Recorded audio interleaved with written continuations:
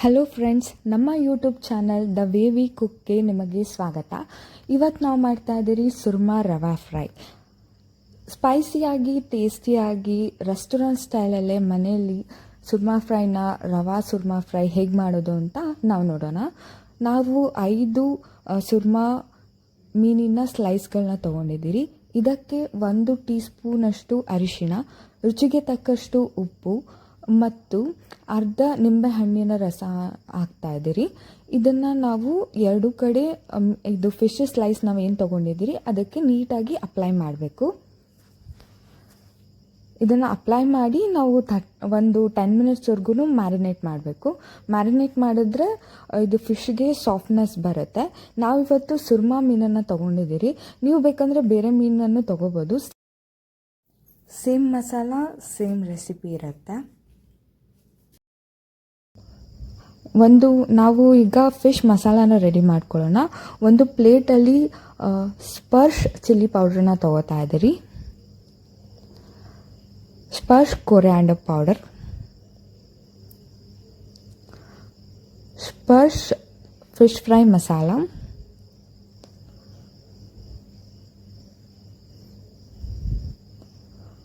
ಒಂದು tablespoon Kashmiri red chilli powder ಕಲರ್ಗೋಸ್ಕರ, 2 table ಸ್ಪೂನಷ್ಟು ಸ್ಪರ್ಶ್ ಶುಂಠಿ ಬೆಳ್ಳುಳ್ಳಿ ಪೇಸ್ಟ್,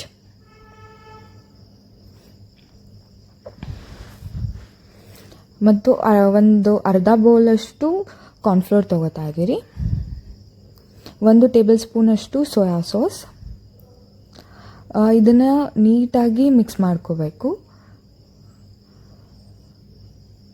ಇದು ಸ್ವಲ್ಪ ಗಟ್ಟಿಯಾಗಿರೋದ್ರಿಂದ ನಾನು ಇದಕ್ಕೆ ಸ್ವಲ್ಪ ನೀರನ್ನು ಆ್ಯಡ್ ಮಾಡ್ತಾ ಇದ್ದೀನಿ. ನೀವು ಬೇಕಂದರೆ ಹುಣಸೆಹಣ್ಣಿನ ರಸ ಕೂಡ ಯೂಸ್ ಮಾಡ್ಕೋಬೋದು.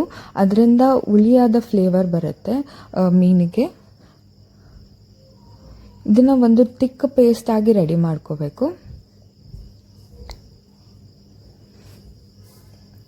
ನಾವು ರೆಡಿ ಮಾಡಿರೋ ಫಿಶ್ ಫ್ರೈ ಪೇಸ್ಟನ್ನು ನಾವು ಈ ಫಿಶ್ ಸ್ಲೈಸ್ಗಳಿಗೆ ಮೇಲ್ಗಡೆ ಕೆಳಗಡೆ ಮತ್ತು ಸುತ್ತ ನೀಟಾಗಿ ಅಪ್ಲೈ ಮಾಡ್ತಾ ಇದ್ದೀರಿ. ಇದು ಪೇಸ್ಟ್ ಅಪ್ಲೈ ಮಾಡಿದ ಮೇಲೆ ಒಂದು 30 ಮಿನಿಟ್ಸ್ ಮ್ಯಾರಿನೇಟ್ ಮಾಡಬೇಕು. ಆವಾಗ ಆ ಫಿಶ್ ಸ್ಲೈಸ್ಗಳಿಗೆ ಮಸಾಲ ಚೆನ್ನಾಗಿ ಹಿಡಿಯುತ್ತೆ.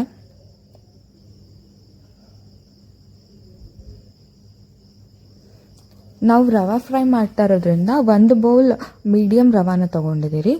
ನೀವು ಚಿರೋಟಿ ರವಾ ಬೇಕಾದರೂ ಯೂಸ್ ಮಾಡ್ಬೋದು. ಮೀಡಿಯಮ್ ರವಾ ಯೂಸ್ ಮಾಡೋದ್ರಿಂದ ಇದು ಫಿಶ್ಶು ಕ್ರಿಸ್ಪಿಯಾಗಿ ಬರುತ್ತೆ.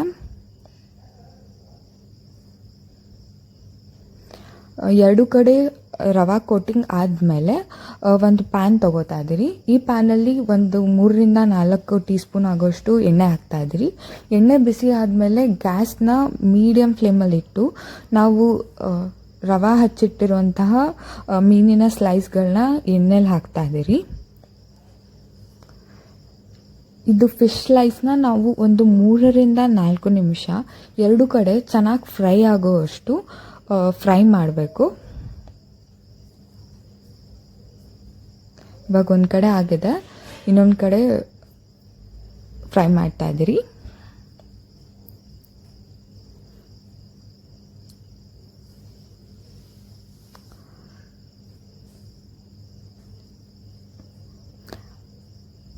ಈಗ ಮನೆಯಲ್ಲೇ ಸುರ್ಮಾ ರವಾ ಫ್ರೈ ಟೇಸ್ಟಿಯಾಗಿ ಸ್ಪೈಸಿಯಾಗಿ ಕ್ರಿಸ್ಪಿಯಾಗಿ ರೆಸ್ಟೋರೆಂಟ್ ಸ್ಟೈಲಲ್ಲಿ ರೆಡಿಯಾಗಿದೆ. ಇದನ್ನು ನೀವು ಮನೆಯಲ್ಲಿ ಟ್ರೈ ಮಾಡಿ ಟೇಸ್ಟ್ ಮಾಡಿ. ಈ ಥರ ಟೇಸ್ಟಿ ರೆಸಿಪಿಗಳಿಗೋಸ್ಕರ ನಮ್ಮ ಚಾನಲ್ ದ ವೇ ವಿ ಕುಕ್ನ ಸಬ್ಸ್ಕ್ರೈಬ್ ಮಾಡಿ ಸಪೋರ್ಟ್ ಮಾಡಿ. Thank you.